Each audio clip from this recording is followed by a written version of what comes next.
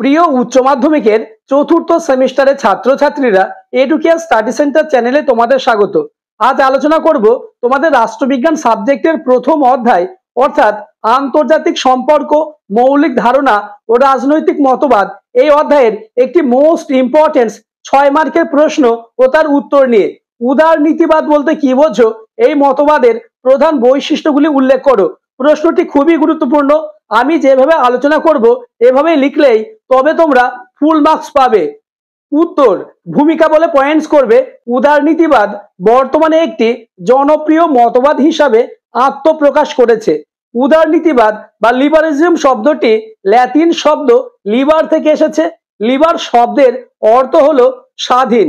সুতরাং উদারনীতিবাদ এর অর্থ হলো ব্যক্তির স্বাধীনতার মতবাদ, অর্থাৎ যে মতবাদ ব্যক্তির স্বাধীন চিন্তা ও স্বাধীন মত প্রকাশের উপর গুরুত্ব আরোপ করে তাকে বলে উদারনীতিবাদ।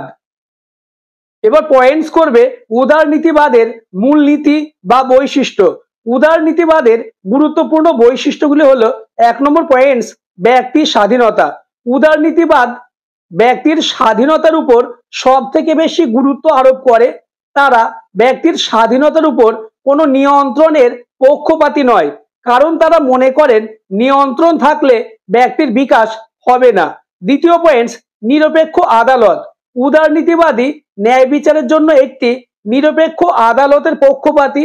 এই আদালত একদিকে নাগরিকদের মৌলিক অধিকার রক্ষা করে, অন্যদিকে সংবিধানের ব্যাখ্যা করে। তৃতীয় পয়েন্টস করবে বহুদলীয় ব্যবস্থা। উদারনীতিবাদীরা গণতন্ত্রে একাধিক দল রাখার পক্ষপাতী। একাধিক দল থাকলে জনগণ স্বাধীনভাবে প্রতিনিধি নির্বাচন করতে পারবে। এখানে বিরোধী দল থাকে বলে তারা সরকারের সমালোচনা করে, ফলে সরকার স্বৈরাচারী হতে পারে না। ইতিমধ্যে আমি রাষ্ট্রবিজ্ঞানের প্রথম অধ্যায়ের গুরুত্বপূর্ণ 2 মার্কের প্রশ্ন ও তার উত্তর নিয়ে আলোচনা করেছি। যারা এখনো দেখোনি, ডেসক্রিপশনে লিঙ্ক দেওয়া থাকবে, দেখে নেবে। পরবর্তী ভিডিওতে তোমাদের রাষ্ট্রবিজ্ঞানের অন্যান্য অধ্যায়ের গুরুত্বপূর্ণ প্রশ্ন অর্থাৎ সাজেস্টিভ প্রশ্ন তার উত্তর নিয়ে আলোচনা করব। তাই চ্যানেলে নতুন হয়ে থাকলে চ্যানেলটিকে সাবস্ক্রাইব করে দেবে এবং ভিডিওটি তোমার বন্ধুদের মধ্যে শেয়ার করে দেবে। চতুর্থ পয়েন্টস, শান্তিপূর্ণভাবে সরকার পরিবর্তন। উদারনৈতিক গণতন্ত্রের সমর্থকগণ বৈপ্লবিক ও হিংসাত্মক পদ্ধতির পরিবর্তন চায় না। তারা শান্তিপূর্ণভাবে নির্বাচনের মাধ্যমে সরকার পরিবর্তনে বিশ্বাসী।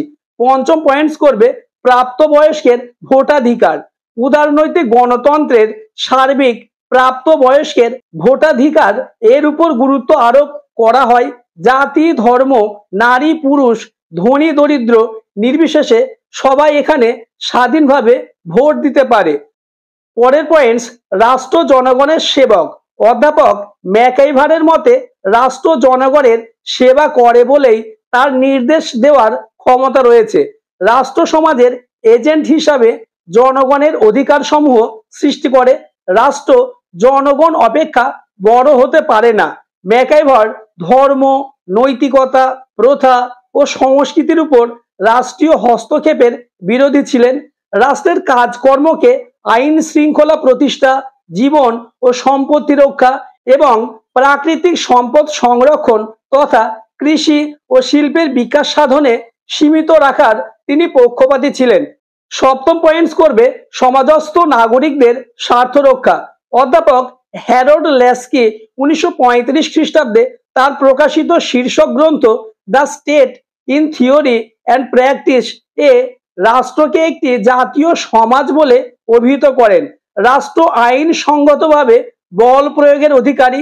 এই ক্ষমতা সার্বভৌমিকতা নামে পরিচিত। ল্যাস্কির মতে রাষ্ট্রকে সমাজস্থ নাগরিকদের স্বার্থ রক্ষায় কাজ করতে হয়। জনগণের ব্যাপক অংশের সর্বাধিক পরিমাণ সামাজিক মঙ্গল সাধন রাষ্ট্রের প্রধান কাজ। ল্যাস্কি অবশ্য রাষ্ট্রের বিরুদ্ধে বিদ্রোহ ঘোষণাকে জনগণের শেষ অস্ত্র হিসাবে ব্যবহার করার সাপেক্ষে রায় দেয়। লাস্ট পয়েন্টস অর্থাৎ অষ্টম পয়েন্টস, বহুত্ববাদী দৃষ্টিতে রাষ্ট্র। যেহেতু 6 মার্কের প্রশ্ন, তাই সর্বনিম্ন 7টি বা 8টি পয়েন্টস তোমরা লিখবে। আমি যেভাবে লিখেছি এভাবে লিখলেই 6-এ 6 পাবে। আধুনিক উদারনীতিবাদী রাষ্ট্রবিজ্ঞানী ম্যাকাইভার, ল্যাস্কি, বার্কার প্রমুখ এই অভিমত প্রকাশ করেন যে ব্যক্তির বহুমুখী জীবনের সম্পূর্ণ বিকাশ রাষ্ট্র একা করতে পারে না। এর জন্য মানুষ সমাজের অভ্যন্তরে সামাজিক, রাজনৈতিক, অর্থনৈতিক, সাংস্কৃতিক, ধর্মীয় প্রভৃতি সংঘ বা প্রতিষ্ঠান তৈরি করে থাকে। রাষ্ট্রের মতো এইসব সংঘ বা প্রতিষ্ঠানগুলি সমান গুরুত্বপূর্ণ ও স্বাধীন। এদেরও রাষ্ট্রের মতো সার্বভৌম ক্ষমতা থাকা উচিত। বহুত্ববাদী রাষ্ট্রবিজ্ঞানীদের মতে রাষ্ট্র ব্যক্তির বাহ্যিক আচরণ নিয়ন্ত্রণ করলেও অন্তর্জীবনের উপর তার কোনো নিয়ন্ত্রণ নেই। আজকের ভিডিও এই পর্যন্ত। পরবর্তীতে তোমাদের প্রথম অধ্যায়ের 6 মার্কের মোস্ট ইম্পর্টেন্ট প্রশ্ন এবং দ্বিতীয় অধ্যায়ের গুরুত্বপূর্ণ প্রশ্ন তার উত্তর নিয়ে আলোচনা করব। তাই চ্যানেলে নতুন হয়ে থাকলে চ্যানেলটিকে সাবস্ক্রাইব করে দেবে এবং ভিডিওটি তোমার বন্ধুদের মধ্যে শেয়ার করে দেবে।